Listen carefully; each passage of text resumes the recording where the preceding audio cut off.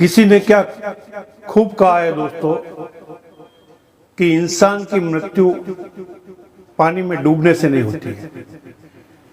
उसकी मृत्यु तब होती है जब उसे तैरना नहीं आता। परिस्थितियां कभी समस्या नहीं होती। समस्या तब होती है जब उससे आपको निपटना नहीं आता। राधे राधे दोस्तों, मैं हूं मिस्टर वैष्णव और आप देख रहे हैं आदि अनंत सनातन। आदि अनंत सनातन मेरे चैनल का नाम है और अभी तक आपने सब्सक्राइब नहीं किया तो सब्सक्राइब कर दे। दोस्तों, कहानी है एक राजा की। एक राजा था, बहुत ही दयालु था। उसकी राज्य में कोई तकलीफ नहीं थी, कोई समस्या नहीं थी, लेकिन समस्या उसकी ये थी कि वो दिव्यांग था। एक आंख से दिखता नहीं था और एक पाँव से लंगड़ा था, एक पाँव उसका नहीं था। वो दिव्यांग था, लेकिन राजा स्वभाव का बहुत ही अच्छा था। उसके राज्य में कोई चीज़ की कमी नहीं थी। तो दोस्तों, एक दिन वो अपने महल के गलियारे में घूम रहा था, तो वहाँ कुछ पोर्ट्रेट लगे थे। उनको वो देख रहा था, जो बड़े ही खूबसूरत थे। जो पहले, इससे पहले जो राजा, उसके पापा, बाप, दादा, परदादा, तरदादा, जो आगे आगे जितनी नस्लें थी जिन्होंने उधर वो राज्य पे राज किया था, उनके सारों के पोर्ट्रेट लगे हुए थे और बड़े ही खूबसूरत पोर्ट्रेट थे सबके। राजा महाराजा कैसे पोर्ट्रेट देते थे, ऐसा यूँ यूँ करके, यूँ करके, यूँ करके, सीना चौड़ा करके। वो देख के बहुत ही खुश हो रहा था। तो वो सबके पोर्ट्रेट एक एक बार देख रहा था। ये फलाने टाइम में ये राजा हुए, ये हमारे, ये वो दादा थे, ये दादा थे, ये सबको देख के बड़ा खुश हुआ। और देखते देखते जब लास्ट में आया, तब वहाँ एक खाली फ्रेम लगी थी। उसको देख के वो बड़ा दुख हो गया। वो दुखी इसलिए नहीं हुआ कि वो मरने वाला है, वो मरने के बाद उसकी फ्रेम लगेगी।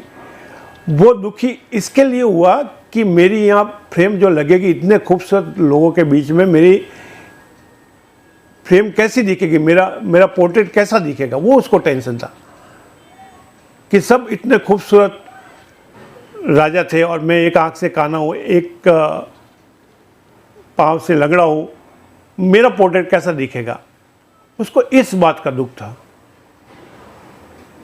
तो उसने मन ही मन सोचा कि क्यों न मैं अपना पोर्ट्रेट जीते जी बना दूं, मेरे हाथों से बना दूं।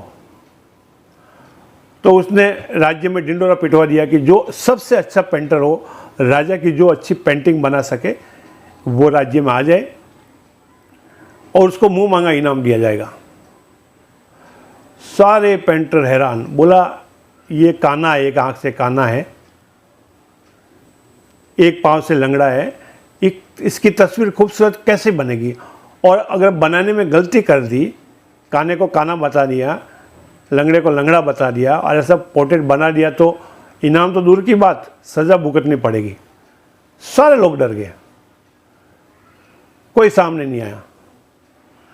तो उस राज्य में एक लड़का था, छोटा, कम उम्र का था। उसने ऐलान किया कि राजा की पोर्ट्रेट मैं बनाऊंगा।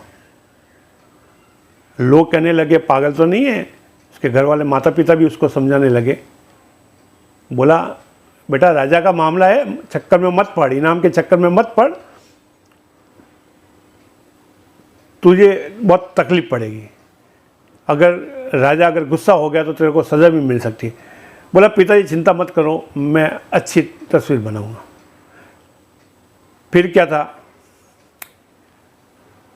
उसको राज्य में बुलाया गया और उसको एक बड़ी अतिथि गृह में ठहराया। बोला, यहाँ बैठ के तो अपनी राजा के पेंटिंग बना। खाने पीने की, बोला, मुझे ज़्यादा नहीं, 24 घंटे का समय दे दो। 24 घंटे मुझे डिस्टर्ब नहीं करना, खाना पीना सब वहाँ रख लो, कोई मेरे को डिस्टर्ब नहीं करे, मेरे कमरे में कोई नहीं आए। जब तक मैं नहीं बोलूँ कोई नहीं आएगा। पानी देने को भी नहीं आएगा।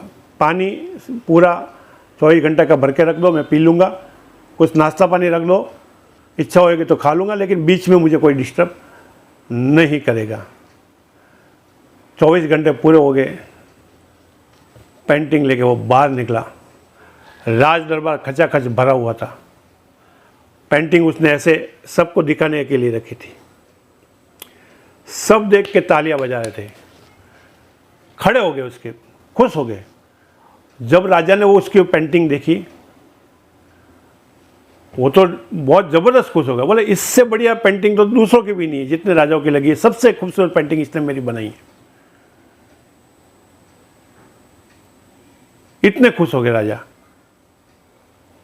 तो दोस्तों मालूम है उसने, लड़के ने क्या पेंटिंग बनाई थी? उसने पेंटिंग बनाई थी, जो मैं आपको पोर्ट्रेट में उसकी पेंटिंग भी बताऊंगा, देख लेना, कि उसने पेंटिंग बनाई थी। एक घोड़े पे राजा को दिखाया, साइड से, एक साइड में एक ही पाँव दिखता है, दूसरे साइड में दूसरा पाँव दिखता था। जो लंगड़ा वाला पाँव उधर रख दिया, सीधा वाला इधर रख दिया, और हाथ में उसको वेपन दे दिया। आपको पता है कि कुछ भी बंदूक तीर लगाना तो एक आँख बंद करते हैं ऐसे, तो जो कानी वाली आँख थी उसको बंद बता दिया और उसको निशाना लगाते हुए बता दिया। इतनी खूबसूरत तस्वीर उसने बनाई। तो दोस्तों हमेशा पॉजिटिव रहो। पॉजिटिव नाम की वैक्सीन हमेशा लगा के रख लो। आपदा में अवसर ढूंढना। आपको पता है कोरोना में लोग घर में डर गए थे, दरवाज़ा भी नहीं खोलते थे, और उस आपदा में भी लोगों ने ऐसे ऐसे दिमाग लगाए कि उन्होंने करोड़ों रुपया कमा दिया, वीडियो बना के कमा दिया, यूट्यूब पे वीडियो डाल के कमा दिया, कुछ चीज़ें ला के बेच के कमा दिया। आपदा में अवसर ढूंढना।